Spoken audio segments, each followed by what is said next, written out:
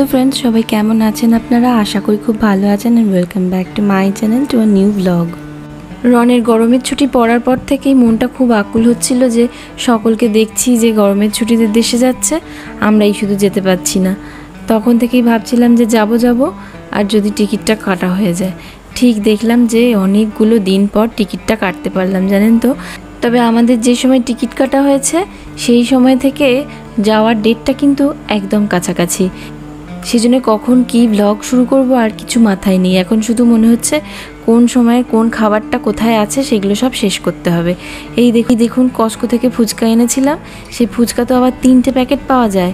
কত লড়াই করে ফুচকা পেয়েছিলাম। সেবারে তো প্রথমে গিয়ে ফুচকা পাইনি, তারপরের দিন আবার কখন দীপ গিয়েছিল, গিয়ে ফুচকা দেখে এরকম প্যাকেট তুলে নিয়ে এসেছে। আমি তো দেখে বললাম যে হ্যাঁ গো বাড়ি যাব, তাহলে তুমি এরকম 3 প্যাকেট ফুচকা কেন আনলে?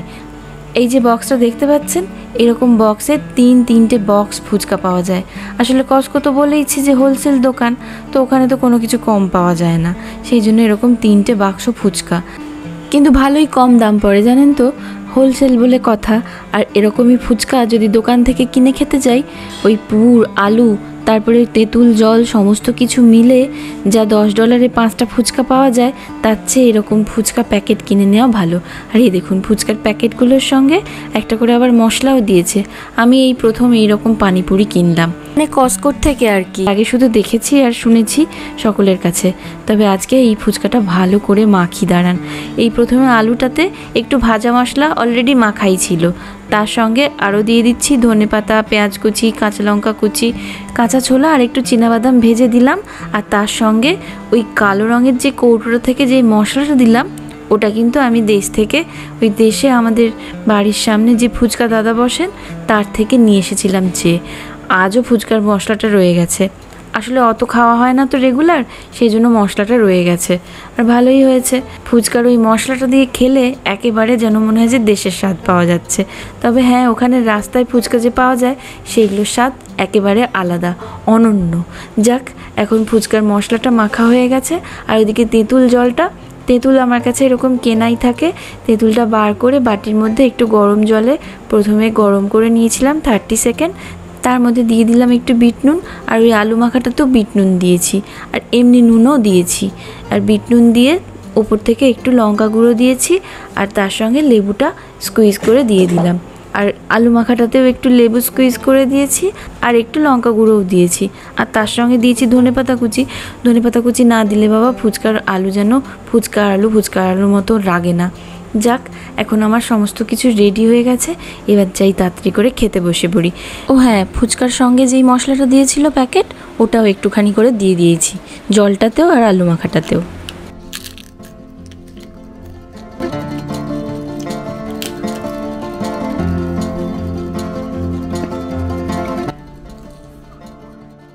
আর রন খাবে বলে ওরটা একটু আঝালা রেখে দিয়েছি, একদম লঙ্কা টঙ্কা কিছু দিইনি। ওই আলুটাতে শুধু একটু নুন আর একটু সামান্য মশলা। ওর তো আবার মুখে পেঁয়াজ পড়লে ধনেপাতা পড়লে খেতে চাইবে না, সেজন্য ওরটা একদম শুধু মাখলাম। আর তাছাড়া ও একটু দই ফুচকা খেতেই বেশি পছন্দ করে, মিষ্টি হয় তো। দই ফুচকা করলে দেখেছি মোটামুটি খায়, আর এমনি ফুচকা সাধারণত শুকনো খেয়ে নেয়। তবে আজকে দেখছি আলু দিয়েই চাইছে। ফুচকার আলু মাখাটাতে শেষকালে 2টো ওইরকম ফুচকাকে গুঁড়ো করে দিয়ে দিয়েছি, তাতে যেন বাবা খেতে টেস্টটা আর একটু ওই রাস্তার ধারের ফুচকাগুলোর মতো লাগে। যাক, ফুচকা খাওয়া হয়ে গেছে, এবার রনকে যাই একটুখানি সন্ধে হয়ে আসছে, তো এই বিকেলের দিকে একটু খেলিয়ে নিয়ে চলে আসি।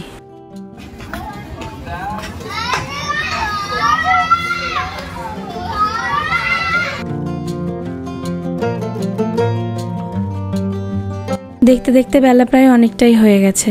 বেরিয়েছিলাম 7:30টার পর ওকে নিয়ে, আর 8:30টা পর্যন্ত বাচ্চাগুলো যেন যতক্ষণ না একদম ঘুটঘুটে অন্ধকার হচ্ছে জানেন তো, ততক্ষণ ওই রকম ছোটা দৌড়া করে, সাইকেল চালায়, কিছুতেই সে ফিরতে চায় না বাড়িতে। কোনো রকমে বলে তারপরে গিয়ে সকলে যখন ফেরে সবাই একসঙ্গে, তখন দেখে তবে গিয়ে আসতে চায়। যাক, বাড়ি ফিরিয়ে নিয়ে চলে এসেছিলাম গতকাল, আর আজ আবার সকাল হয়ে গেছে, আর দীপ অফিস বেরোবে। সেজন্য রনের তো স্কুল নেই, শুধু দীপের টিফিন আর লাঞ্চ বক্স সব কিছু প্যাক করা।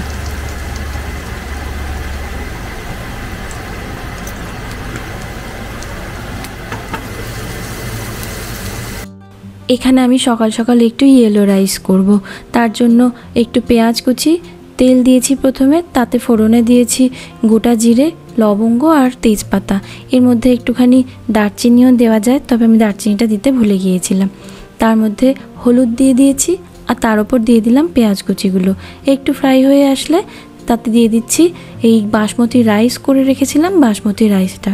খুব অল্পের মধ্যে অল্প উপকরণে আর খুব সুন্দর খেতে লাগে, একটা অদ্ভুত গন্ধ আসে ইয়েলো রাইসটাতে ওই দারচিনি আর লবঙ্গ দিয়ে ফোড়ন দিলে।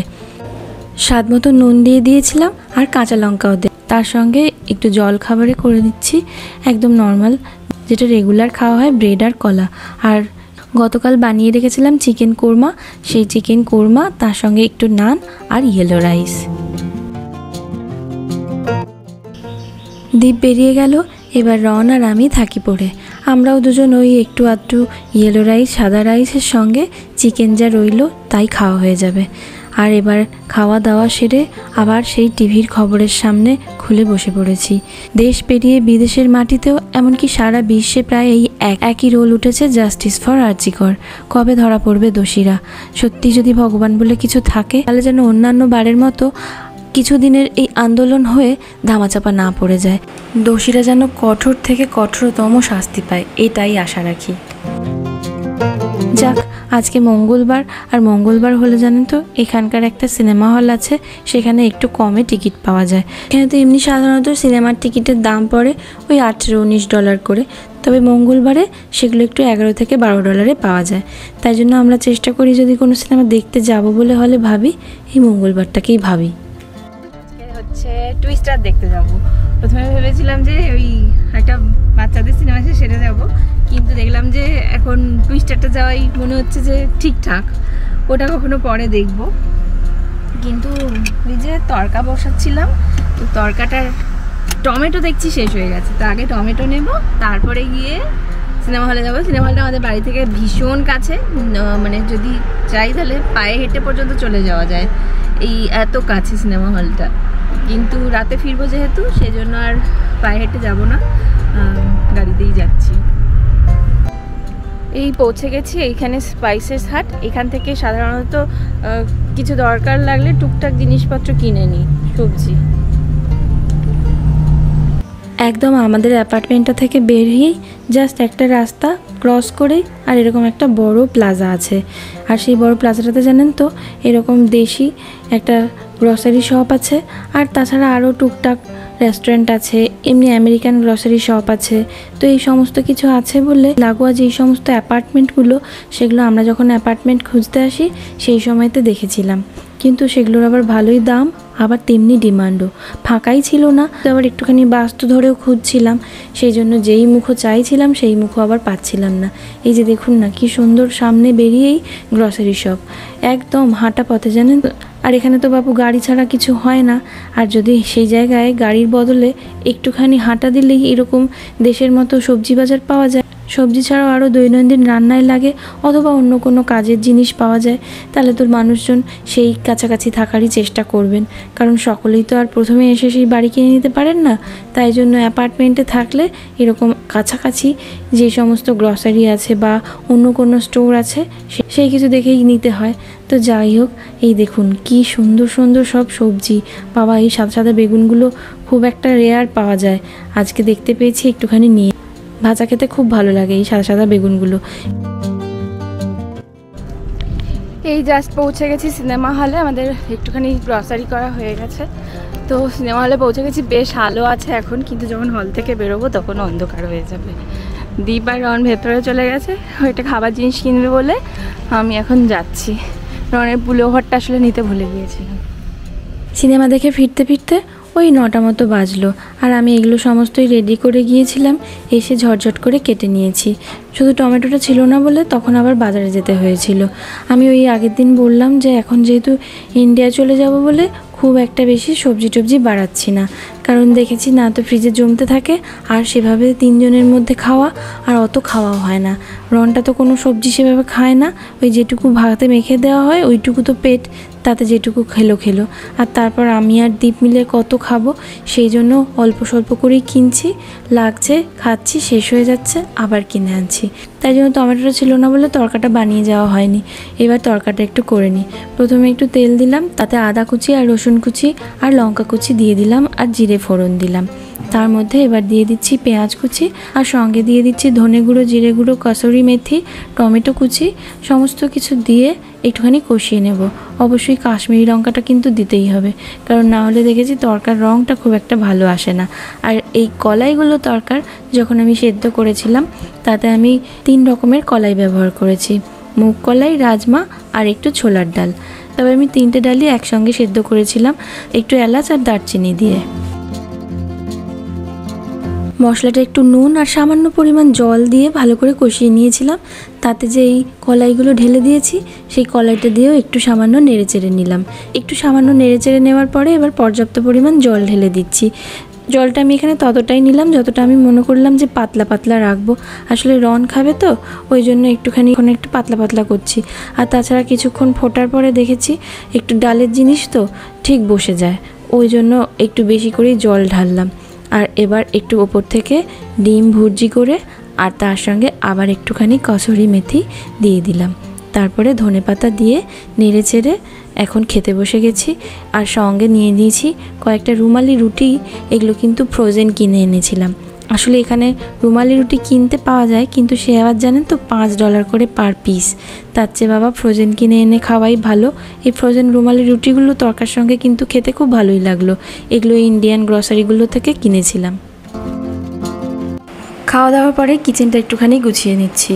সাধারণত দুপুরবেলাতে সব কিছু রান্না করার পরে একবার কিচেনটা ভালো করে ধুয়ে মুছে পরিষ্কার করে নিই।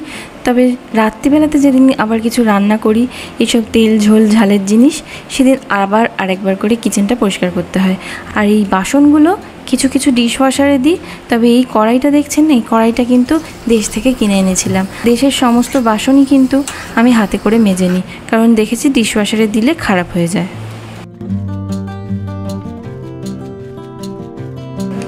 এই সকাল হচ্ছে, এই রাত হচ্ছে, এই দিন হচ্ছে, এই বিকেল হচ্ছে। ছোটোবেলাতে যখন বাড়িতে থাকতাম মায়ের কাছে, তখন মা খালি এই কথাটা বলতো যে দেখ সকাল বিকেল রাত কি করে যে পেরিয়ে যাচ্ছে, আর খাওয়ার পর্ব তো থামে না। 5 বেলা রান্না খাওয়া সেগুলো চলতেই থাকে। আমারও ঠিক তাই। এখন যদিও দিনগুলো ওই কাউন্টডাউনে কেটে যাচ্ছে। ওদিক থেকে মা বলছে আর কদিন বাকি, এদিক থেকে আমিও ভাবছি যে কতটা কি গোছানো গাছানো হলো। আর এই দেখুন, সেদিন ইন্ডিয়ান গ্রসারি গিয়েছিলাম, তো এই তরমুজখানাও কিনে এনেছি। ওই ঘুঘু পাখির আদেশ, এবছর গরমকালে একটা গোটা তরমুজ কিনে আনা হয়নি, কারণ আগের বারে জানেন তো একটা বিশাল তরমুজ কিনে এনে তারপরে সেটা নিয়ে সবাই সকলের পেছনে দৌড়চ্ছি, কে খাবে কে খাবে না। তাই জন্য এবারে আর কিনিনি। এই ছোট্ট একটা দেখে কিনে আনলাম যে যদি খেয়ে শেষ করতে পারি। আজকেই ফার্স্ট, আর আজকেই বোধহয় এই এক চিরি লাস্ট। আর আমার তো আছে সেই 1 বাক্স চেরি এখনও বসানো, সমস্তটা আমাকেই উদ্ধার করতে হবে একা। আর এদিকে খাওয়া দাওয়া হয়ে যাওয়ার পরে একটুখানি রন বসেছে, আর আমি এখানে একটু বসেছি ফোন, ক্যামেরা সব কিছুর মেমোরি কার্ডগুলো খালি করে নিতে। কারণ বাড়ি চলে যাব বলে একটু আগে থেকে এইসব কাজগুলো না সেরে নিলে আবার যাওয়ার মুখে হুড়োতাড়া হয়ে যায়, তখন আবার অনেক কিছু ভুল হয়ে যায়।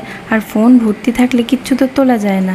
আর তারপরে গিয়ে এই সমস্ত কিছু করে রাতে একেবারে ডাস্টবিনটা বার করে দিচ্ছি। এখন যদিও 8:30 9টা মতো বাজে, তো এই সময় বার করে দিলে হয় দেখেছি নিয়ে চলে যায়। আর তার সঙ্গে আজকের ব্লগটাও এখানে শেষ করি। আবার দেখা হবে নতুন কোনো ব্লগে। ততক্ষণ সকলে খুব খুব ভালো থাকবেন আর সুস্থ এবং সাবধানে থাকবেন। ভিডিওটা দেখার জন্য অনেক অনেক ধন্যবাদ।